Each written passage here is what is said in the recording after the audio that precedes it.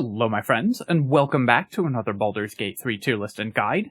Hope you're all doing well. Today, in my ongoing, comprehensive guide to Baldur's Gate 3 itemization, we're talking about gloves.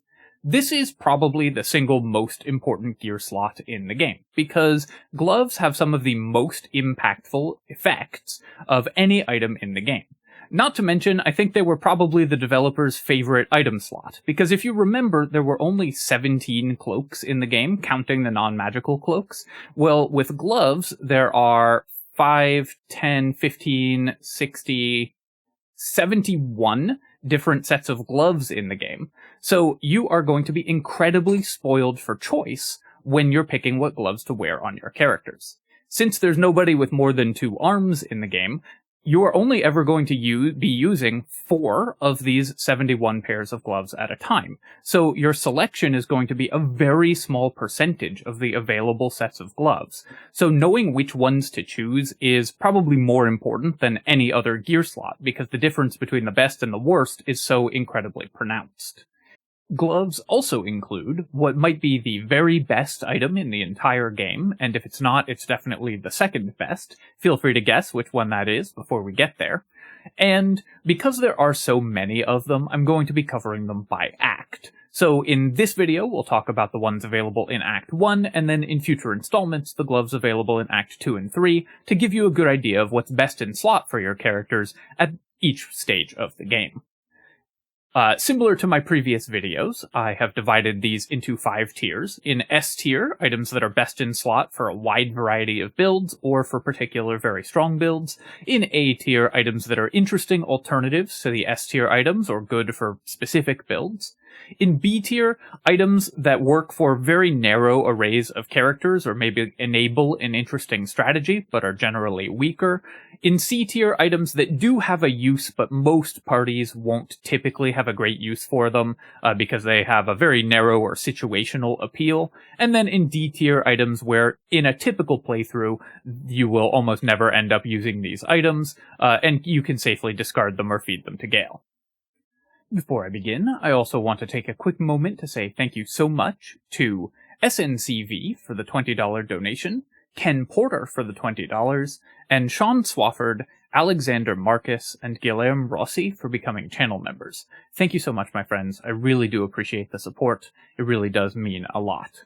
Also, I have been tweaking my microphone settings again, so just to try to remove some of the metallic sound, so I'd appreciate any feedback you have as to how the sound is coming out in this recording.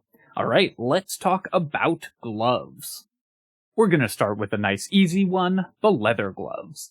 This is my catch-all for all of the non-magical gloves in the game with no effect, and as far as I know, there's no Easter eggs or specific interactions with these, and they have no effect when you're wearing them. They're purely for the visual, so D tier. Next up, the metallic gloves. So this is another set of non-magical gloves, but they give you a +1 bonus to your strength saving throws. These require medium armor proficiency to wear. There's a bunch of sets of gloves in the game that require medium armor proficiency. Weirdly, none that require light armor proficiency. It's either no requirement or medium only, one of the many ways in which light armor sort of got left behind by the developers. +1 to your strength saving throws is only barely a bonus. There are almost no strength saving throws in the game. It's a very rare save to have targeted, and very few of them exist in Act 1, so even though this is technically an upgrade over having nothing in this slot, we're still going to put them in D tier.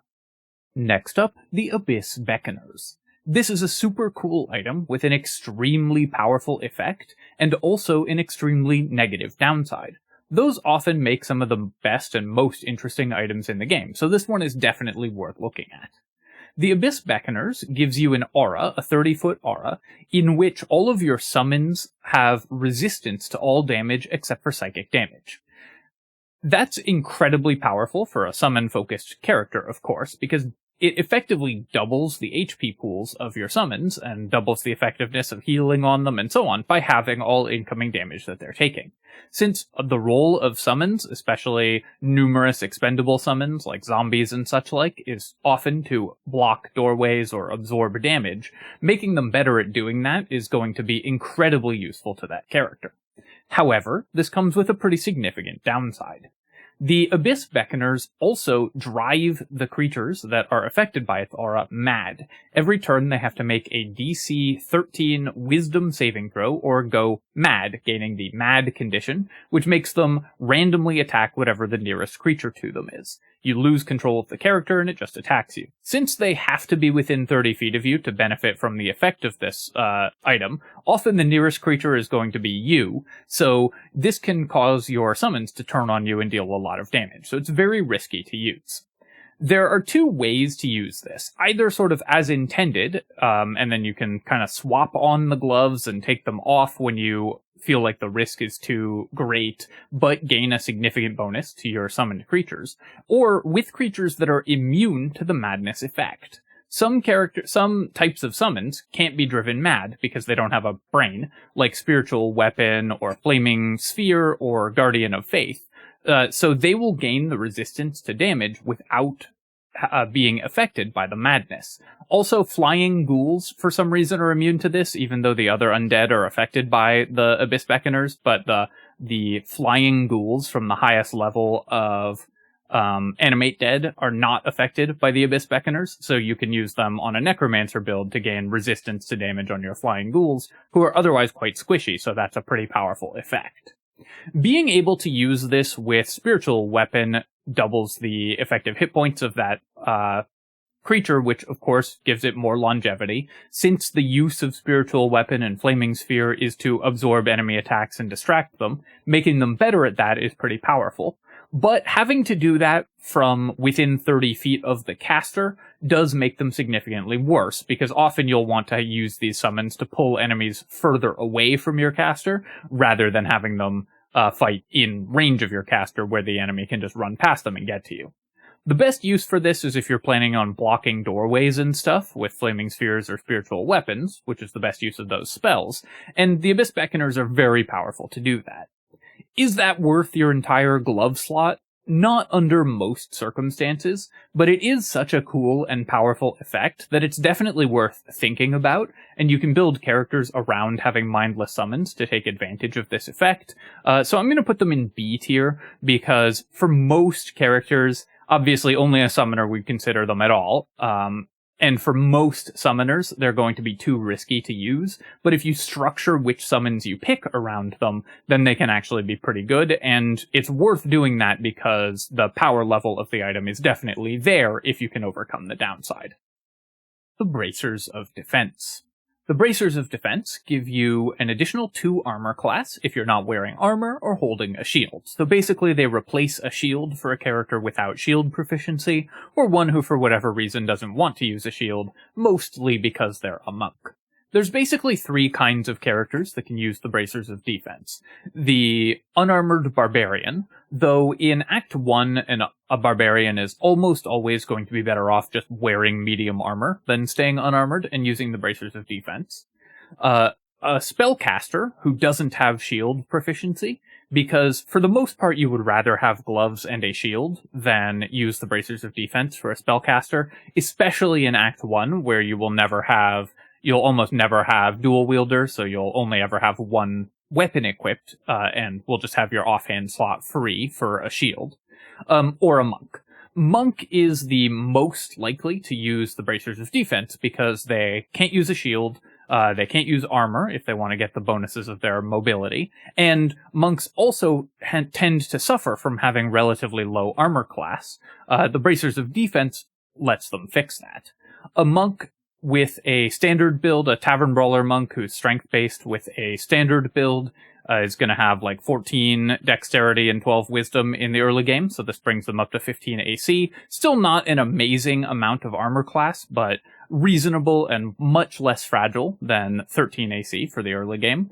A monk using Strength Elixirs or based on Dexterity, so they're able to raise their Dexterity and Wisdom higher, will probably have 16 in each, and can have 18 armor class with the Bracers of Defense, which is actually a very respectable armor class and competitive with armored characters in the early game. So the Bracers of Defense let monks, especially if you're doing the strength elixir thing, compete on armor class with other characters, something that they often struggle with, and also are a nice addition to a bunch of spellcasters who don't have shield proficiencies, though often you will have a race that gives you shield proficiency for your spellcasters. If you don't, then the Bracers of Defense can do a nice impression of that. The basic question is 2 armor class better for a monk than a more offensively focused glove? And the answer, I think, is usually no. Both spellcasters and monks will typically want to be focused on damage more than defense, but the Bracers of Defense is like best in slot for a couple really strong characters, like a more defensively focused, dexterity-based monk, or a Tavern Brawler monk for at least part of Act 1. And the second best set of gloves for a wide array of characters. So I'm going to put it in S tier, even though often you're going to discard this when you get a more offensively focused set of gloves. This comes pretty early in Act 1 and is a very powerful effect, and for some characters is going to stay relevant throughout the entire game, because increasing your armor class is just good. The Daredevil Gloves. The Daredevil Gloves give you a +1 to your spell attack rolls, not your save DCs, just your attack rolls, so for spells that actually have to hit the enemy's armor class, and also allow you to make ranged spell attacks as though they were melee attacks. This lets you fire off ranged spells like Eldritch Blast or Scorching Ray in melee without taking disadvantage, so is very helpful, of course, for a Warlock who wants to Eldritch Blast, especially like a Pact of the Tome Warlock who doesn't have melee attacks to make, or a Fire Sorcerer who's firing off Scorching Rays, or just any caster who's using cantrips like Ray of Frost that have to roll to hit. For that reason, this is just going to be the best set of gloves for a lot of Warlocks in Act 1. +1 to hit and not taking disadvantage on Eldritch Blasting in melee range is really, really powerful for a lot of Warlock characters. There's definitely a couple other options, and some characters are going to prefer some different kinds of gloves just for the sheer power level of them, but the Daredevil Gloves are just a really solid option, and until you get gloves that increase your spell attack rolls and save DCs both, the Daredevil Gloves are definitely going to make an appearance on a lot of characters. S tier. The Fleetfingers. The Fleetfingers gives you the ability to, whenever you dash, also jump without spending an additional bonus action. So that means that for characters that can bonus action dash, like a rogue or a monk, though monk of course has this built in already to their bonus action dash, you can spend 1 bonus action to move your move speed and then jump. For characters without bonus action dash, you have to spend your action to move your move speed and then also jump, and then you still have a bonus action afterwards. The Fleetfingers is pretty powerful for additional mobility, especially on a character with lots of strength, and mostly, obviously, is going to go on a rogue, because giving them additional mobility effectively for free whenever they bonus action dash is pretty nice. Of course, this comes at the cost of not wearing a more offensive set of gloves, and while mobility is very good, rogues don't typically suffer from mobility problems because they're already bonus action dashing. So you're already using your movement speed to get to where you want to go. Obviously, tacking on a jump to that is still very good, but not good enough, in my opinion, to usually justify spending an entire, very potent item slot on it. I will also say that the Fleetfingers as an item kind of annoys me, because this is so clearly intended as a boots design, and yet for some reason it's a pair of gloves. So whenever you use them, you have to imagine your character, like, running on their hands in order to gain the additional bonus movement speed, or I guess doing like a handspring with the Fleetfingers. It would make so much more sense if this was a pair of boots.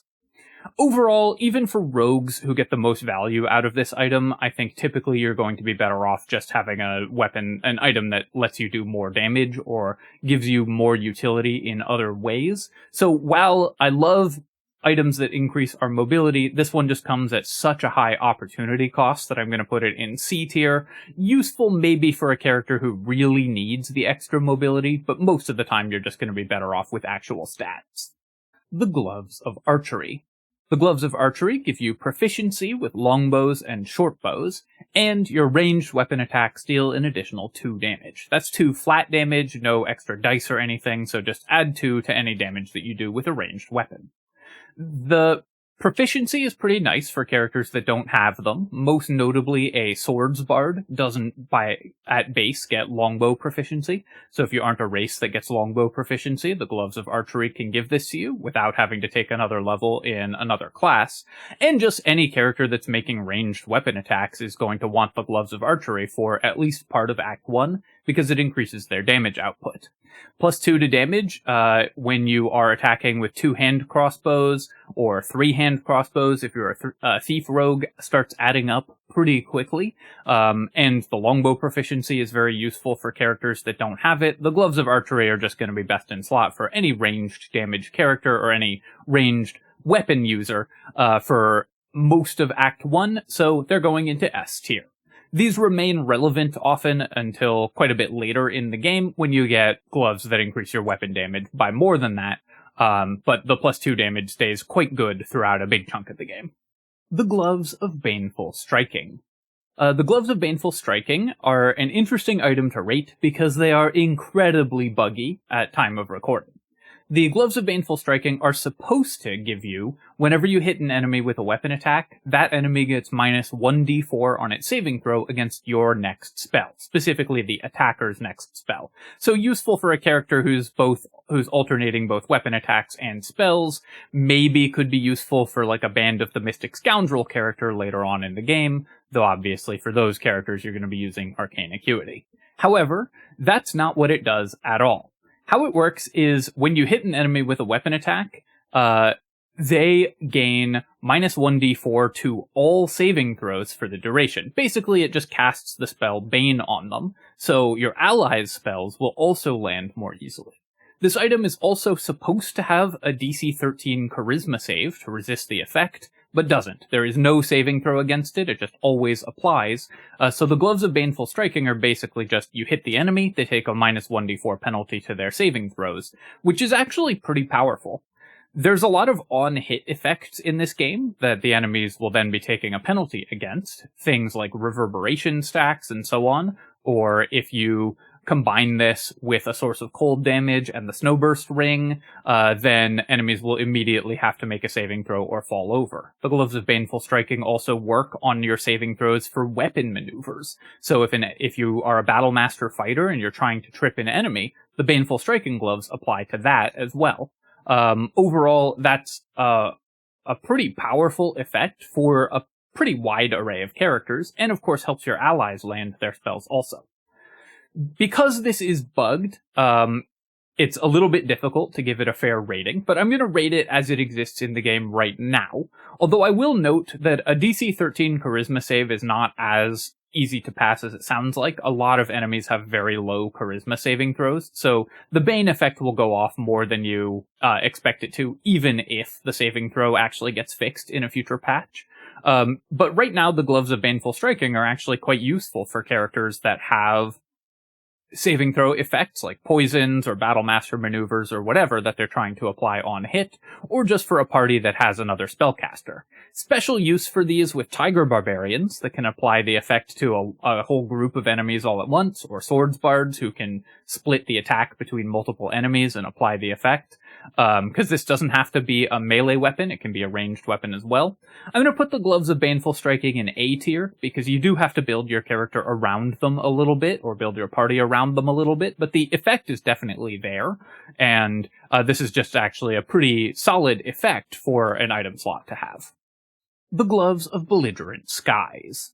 The Gloves of Belligerent Skies inflict 2 turns of reverberation on an enemy whenever the wearer deals thunder, lightning, or radiant damage to anything. It works on AoE effects as well, so if you deal that damage in an AoE, all of the enemies get the reverberation effect.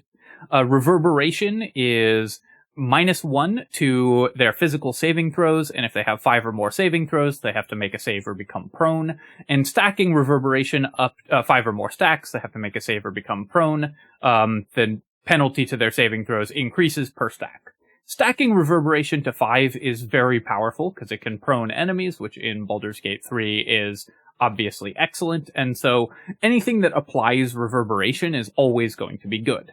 The Gloves of Belligerent Skies are in an interesting spot, because they're actually an Act 1 item that gets better in later acts, when you can more easily do these damage types. In early acts, doing Thunder, Lightning, or Radiant damage consistently is actually somewhat difficult, but in later acts you get the Callous Glow Ring. When you turn level 6, you get the Open Hand Monk passive that lets you do Radiant damage. You get the Drake Throat Glaive that can apply thunder damage or a damage type to any of your weapon attacks. So in later acts, the Gloves of Belligerent Skies will actually be much easier to apply Reverberation with than they will in Act 1.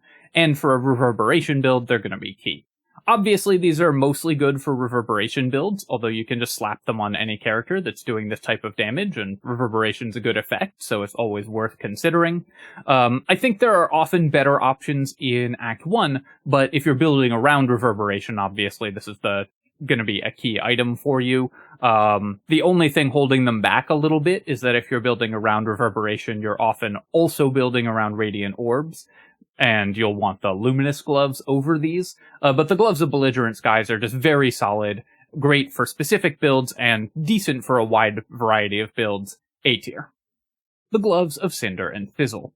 The Gloves of Cinder and Sizzle give you an additional 1d4 fire damage to every one of your unarmed strikes, and also let you cast Scorching Ray at level 3 once per long rest.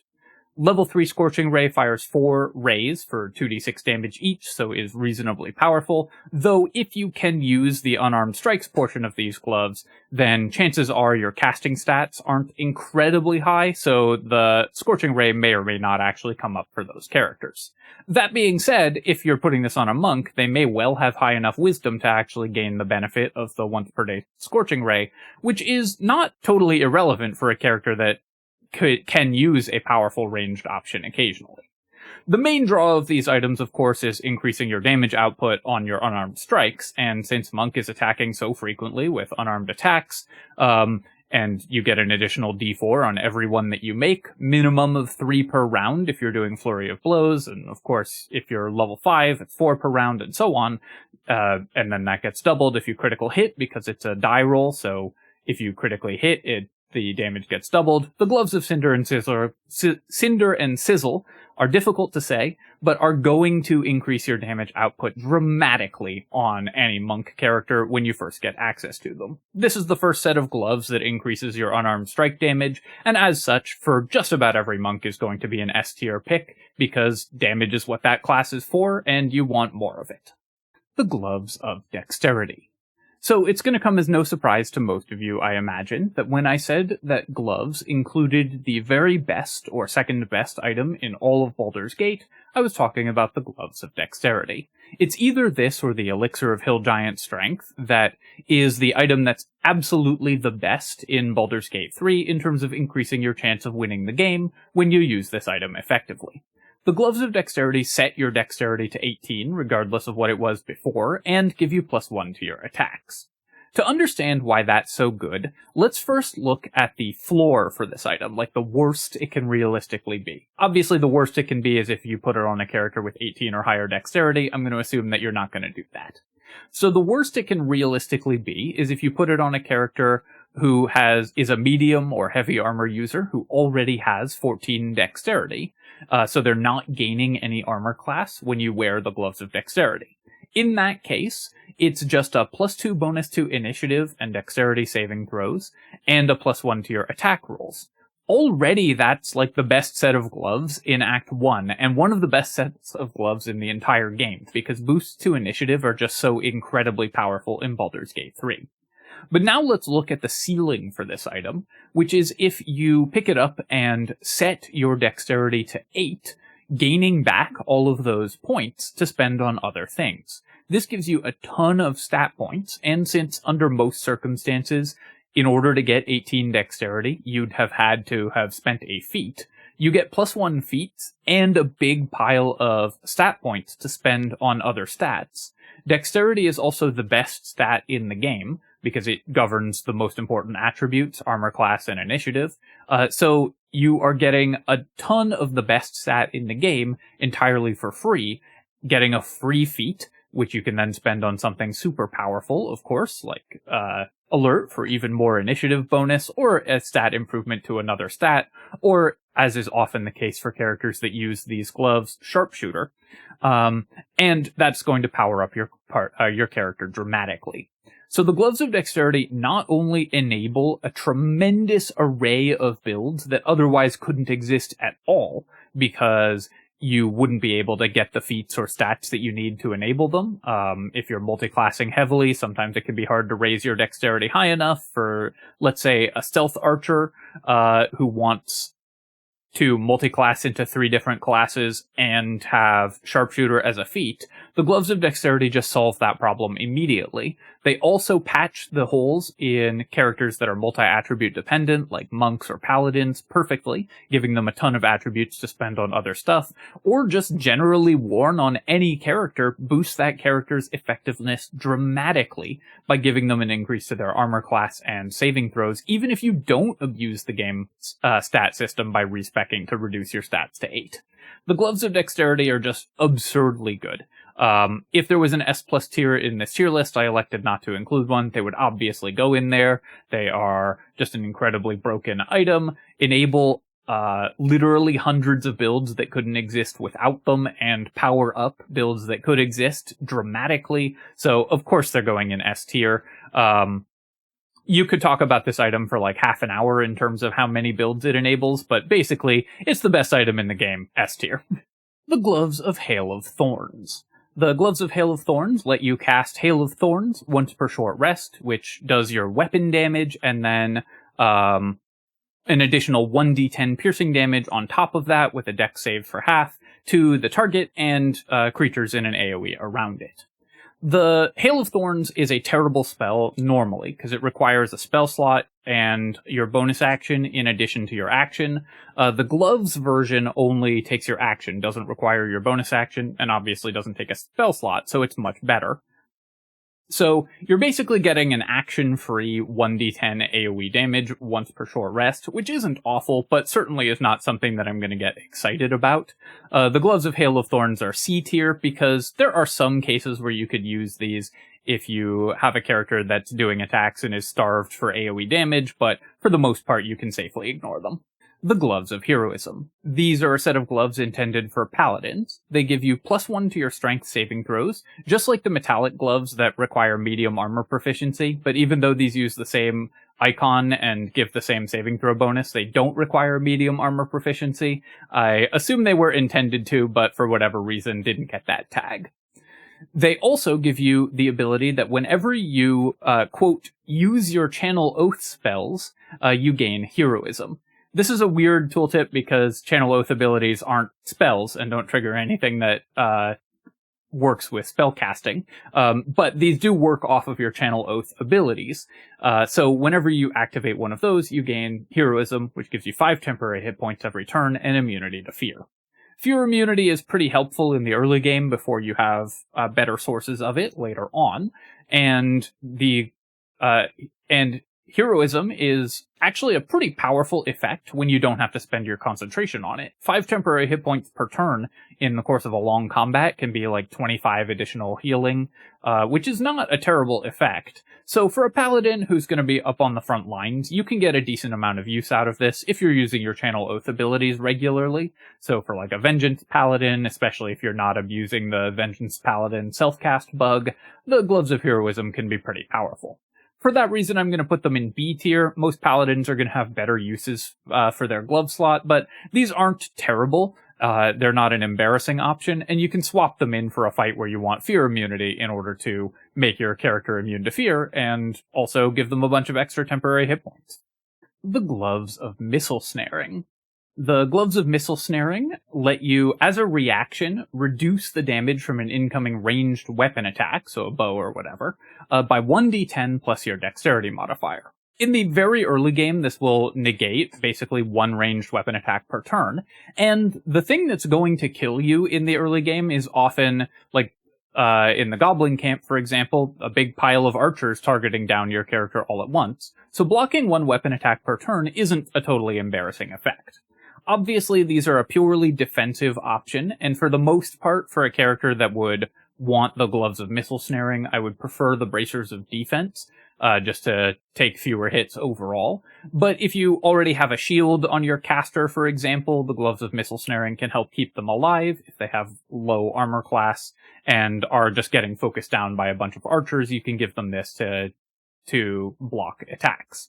That being said, on that type of character, you could also probably have the shield spell, which just does a better job of it. So the Gloves of Missile Snaring come at a pretty high opportunity cost, your very valuable glove slot, and are duplicated by a lot of other relatively easy to access effects. So for the most part, they won't see a ton of use, but specifically for the Goblin camp on a vulnerable caster, the Gloves of Missile Snaring can have a place, so I'm going to put them in C tier. Most of the time you're fairly safe not paying too much attention to these, though. The Gloves of Power. The Gloves of Power give you a +1 bonus to your Sleight of Hand, which obviously is a nice bonus for characters who are doing lockpicking or pickpocketing. And also are supposed to, if you have the Absolute's brand, give you the same Bane effect as the Gloves of Baneful Striking, where they reduce enemy saving throws by a d4 if they fail a charisma save. At time of recording, it works whether or not you have the Absolute's brand. You don't actually need them, but the save DC actually does happen. The saving throw actually does happen, and is a DC 11 charisma saving throw, which enemies are usually going to pass. If you want the Bane effect, the Gloves of Baneful Striking are just way better than the Gloves of Power, but +1 to Sleight of Hand is a totally real bonus. Most of the time, advantage on Sleight of Hand from the Gloves of Thievery will be better, but if you already have advantage from elsewhere, let's say the Graceful Cloth, for example, the Gloves of Power are still pretty real, so I'm going to put them in B tier, because you can swap these in and out before you make Sleight of Hand checks, and that will remain pretty relevant throughout the entire game, in order to keep your party safe and open locks more easily. The Gloves of the Growling Underdog. So these give you +1 to your strength saving throws, which we can ignore, just like we could all the other copies of that effect on these gloves. But they also give you advantage on your melee attacks if you're surrounded by 2 or more enemies. So if you have 2 or more enemies in melee range of you, you have advantage on all of your melee attacks. That's a pretty powerful thing, especially early on in the game when you don't necessarily have free sources of advantage available, or lots of ways to trigger advantage.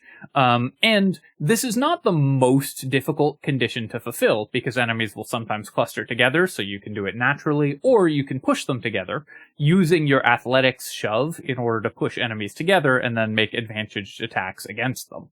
This lets you spend your bonus action effectively to gain advantage if there's 2 or more enemies in the fight, and that's pretty powerful for the types of characters who would want the Gloves of the Growling Underdog, provided that you use careful positioning in order to put the enemies close enough that you can move together.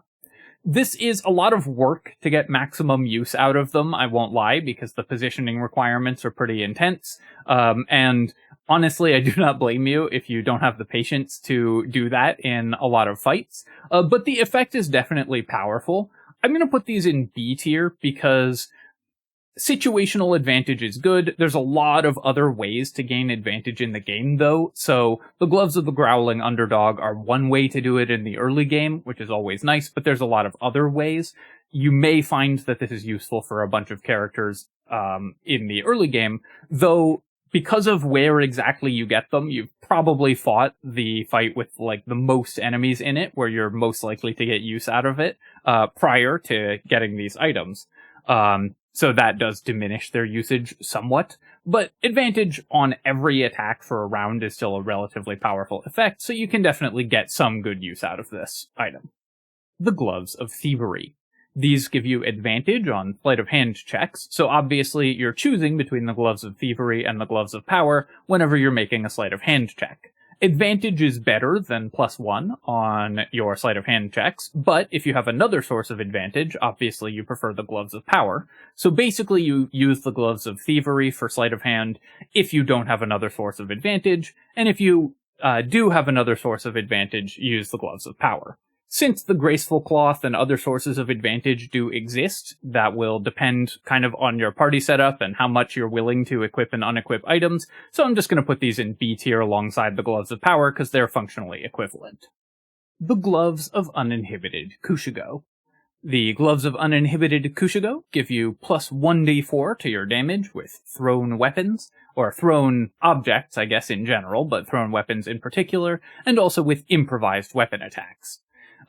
These sound like a monk item, but obviously they're not. They're for a thrown weapon character, so a barbarian or an eldritch knight who's throwing weapons. Dealing an additional d4 damage is going to improve the damage output of that already very powerful character drastically. This is the first set of gloves you have that increase your damage output, so of course for a thrown weapon character, best in slot and going straight into S tier.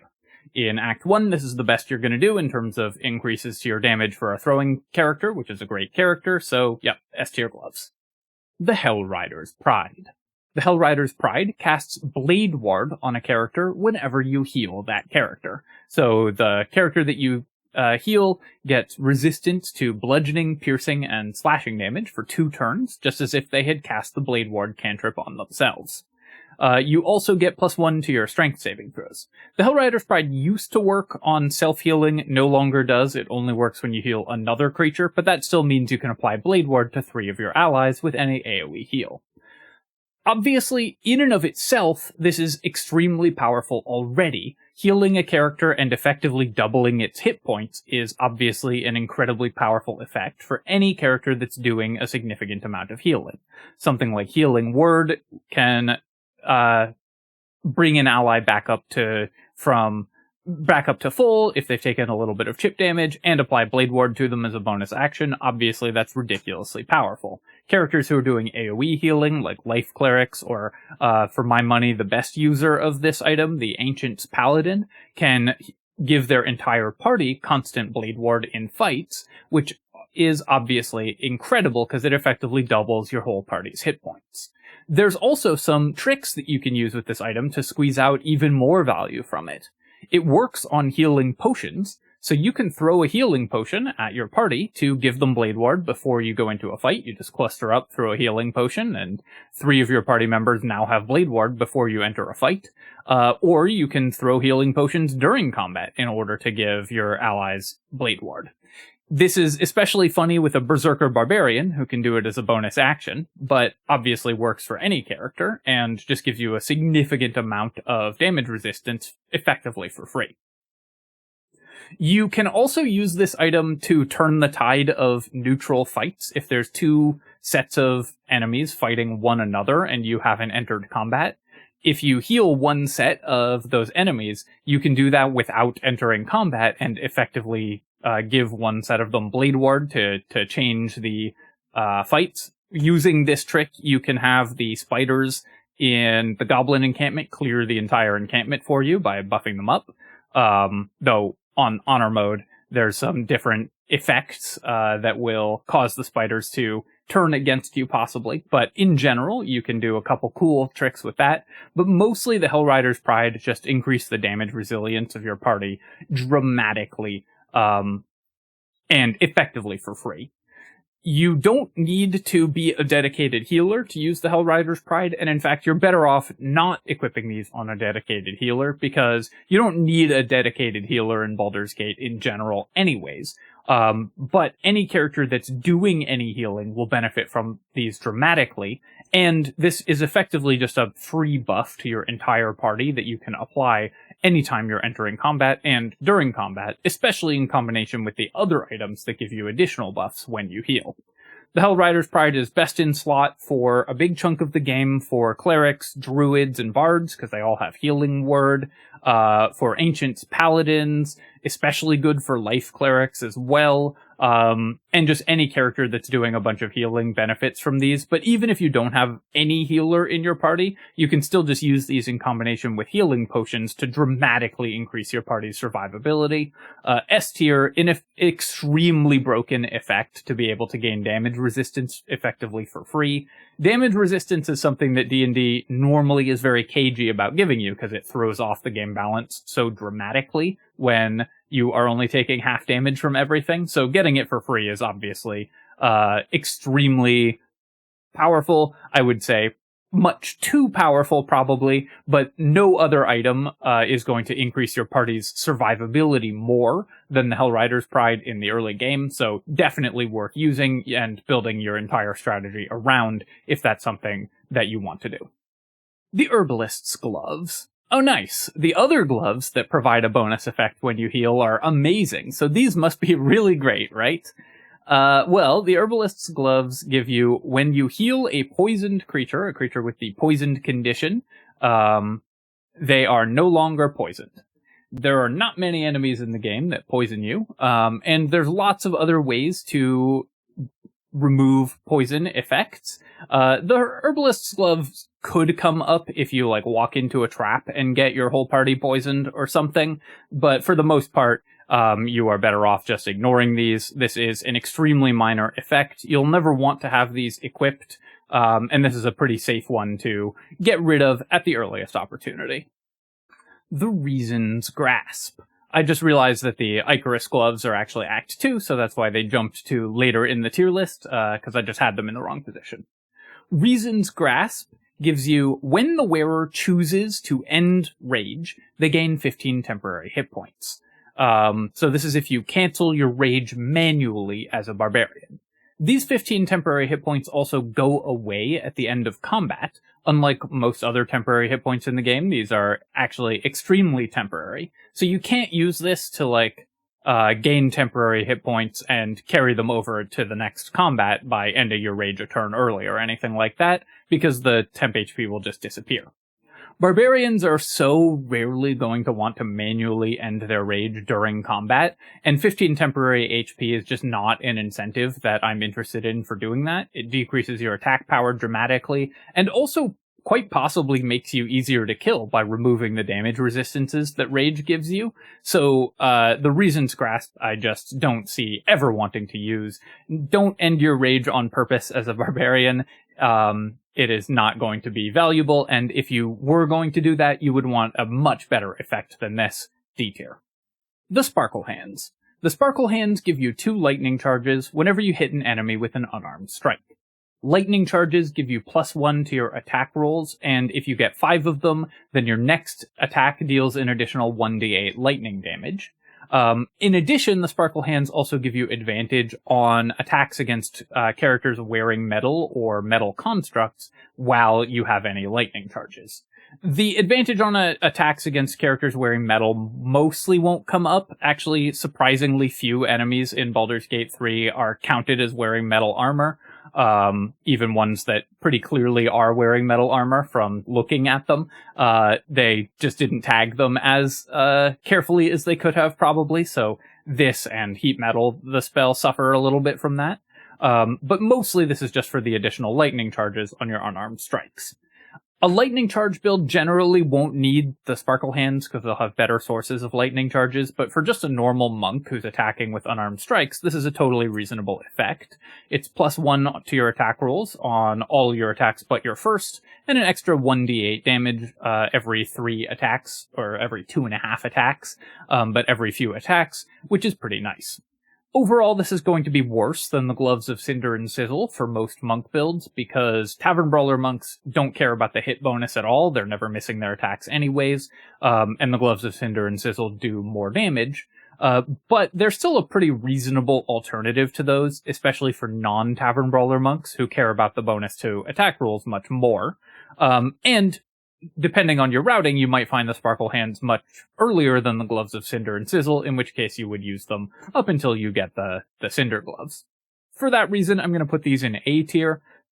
Solid alternative to an S tier item, and one that can definitely have some usage. It's also worth noting that on lower difficulty settings, and with some specific honor mode combinations, you can use lightning charges in combination with damage rider bugs to do way, way more than the intended amount of damage. I mostly don't consider that kind of bug when I'm rating these items, but the Sparkle Hands do let you occasionally do tremendously more damage than you're supposed to be able to do, especially on Tactician or lower. The Winter's Clutches. Winter's Clutches gives you, whenever the wearer deals cold damage, inflict 2 turns of encrusted with frost on the target. Encrusted with Frost gives enemies disadvantage on dex saves, and if they get 7 stacks of it, so 4 hits with the Winter's Clutches, 3.5 hits with the Winter's Clutches, they have to make a DC 12 con save or become frozen. Frozen just is a really powerful stun that causes the enemy to just be completely incapacitated unless they take bludgeoning or thunder damage, in which case the ice shatters. So basically, if you can stack up this effect enough, they have to make a DC 12 con save or become stunned. Stuns are always interesting in Baldur's Gate, but this is a lot of work for a stun. You have to do cold damage a lot of times to stack Encrusted with Frost. Maybe you can do that alongside like an ice arrow or something like that, which can also add Encrusted with Frost effects. But doing cold damage reliably in Act 1 is actually pretty difficult because there aren't that many weapons that imbue cold damage. So you're actually having to probably spend spell slots on doing cold damage. And even if you get all of the hits with the Winter's Clutches, the enemy is very likely to make their saving throw against a DC 12 Constitution saving throw, especially against an enemy that has enough HP that 4 attacks to actually land the Encrusted with Frost condition doesn't just kill them. The Winter's Clutches, I really want to like this item, and maybe there are some weird circumstances where you could do a build around this where it would come up. But for the most part, the Winter's Clutches are just never going to be effective, even for like an Armour of Agathis build. Enemies just simply will die before they actually ever get stunned, and even if they are, if they reach the point where they might get stunned, they'll just pass the saving throw. So D tier on the Winter's Clutches. Though again, if you have a cool Winter's Clutches build, let me know, because this is a powerful enough effect that I'm interested to see if someone has actually made it work. And finally, the last of our Act 1 gloves, the Wondrous Gloves. The Wondrous Gloves give you +1 to your armor class, no matter what character you are, and if you have Bardic Inspiration, so if you have levels in Bard, they give you an additional use of Bardic Inspiration. +1 to your armor class already is really very solid, and this works no matter what, so even if you have shields or armor equipped already, the Wondrous Gloves still increase your armor class, so for any character looking to increase their armor class, this is a solid way to do so in the early game. Obviously, for characters with unarmored characters, the Bracers of Defense are better, but the Wondrous Gloves are great for armored characters who can't use or aren't using the Gloves of Dexterity. For a Bard, of course, +1 Bardic Inspiration is pretty nice. That's an extra Cutting Words, which is a very powerful class feature. It's an extra Swords Bard double attack, which is, of course, an incredibly powerful feature. This gets even better when you hit level 5 Bard and your Inspiration refreshes on a short rest, because that's actually 4 more uses of Bardic Inspiration per day, because remember, Bards get an extra short rest, compared to only 1 more use when it only refreshes on a long rest. So the Wondrous Gloves give you a lot of a very powerful resource to use a very powerful class feature for a Bard. They are also, at time of recording, though I haven't actually tested this recently, so this may have been fixed, but last time I tested it, the Wondrous Gloves were bugged, and if you used all of your inspiration and then equipped them, they gave you a point of inspiration, which you could then use, unequip, and re-equip the gloves to gain infinite inspiration. So you could basically always have at least 1 when you have the Wondrous Gloves. I don't know if that still works. Someone let me know in the comments, please. But we'll discount that bug for the purposes of rating them anyways. Even if it does work, it's still not a huge consideration for how powerful the gloves are. These gloves are great. +1 Bardic Inspiration every long rest, or later every short rest, is awesome. +1 to your armor class is relevant for just about every character. The only question is, do we put them in A tier or S tier? Some bards will prefer to have the Hellrider's Pride or the Gloves of Dexterity equipped. Swords bards, who are archers, may prefer the Gloves of Archery. But for example, a Paladin Swords Bard multiclass, the Wondrous Gloves will be best in slot. For melee Swords Bards in general, the Wondrous Gloves will be best in slot. For Valor Bards, the Wondrous Gloves will probably be best in slot, and then for lore bards, they're also just very, very good. So the Wondrous Gloves are just going to go into S tier, and remain relevant for characters that just want to increase their armor class throughout a big chunk of the game. There are definitely some alternative items that you might use instead of them for bards. Not every bard is going to equip these, but enough will, and they're good enough on other characters that the Wondrous Gloves, I think, belong also in S tier. Alright, that is all of the gloves available in Act 1 rated. You'll notice that a lot of them are in S tier. That's because these are the first sets of gloves you have access to, so for a lot of characters they're going to definitionally be best in slot at the point in which you get access to them. You will see fewer S tier gloves as we go on in the acts, because they will be competing with the very powerful Act 1 gloves. The Act 1 gloves include some of the strongest items in the entire game. The Gloves of Dexterity, of course, but also the Hellrider's Pride, the Gloves of Archery, the Bracers of Defense. These all remain extremely relevant throughout the entire game. By the end of Act 1, you will almost certainly have the Gloves of Dexterity on somebody, whoever needs the Dexterity the most. Archers will be wearing the Gloves of Archery, Warlocks will be wearing the Daredevil Gloves, Monks will be wearing the Gloves of Cinder and Sizzle, Throwers the Gloves of Uninhibited Kushigo, Healers the Hellrider's Pride, and Bards the Wondrous Gloves, with the Bracers of Defense on any character that wants to go unarmored, and also wants to increase their armor class.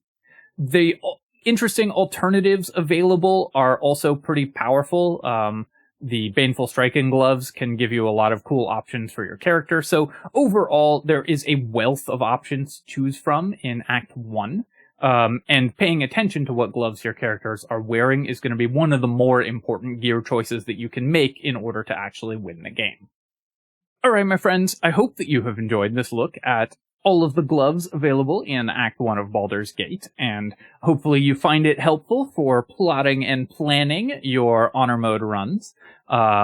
As always, of course, if you think there's something that I missed about one of these items and should move it around as a result, please do let me know in the comments. I'm always open to moving things around, making corrections if I got something wrong, or if you have a good enough argument to convince me that something should move a tier. I've definitely done that in the past, and will continue to do so in the future.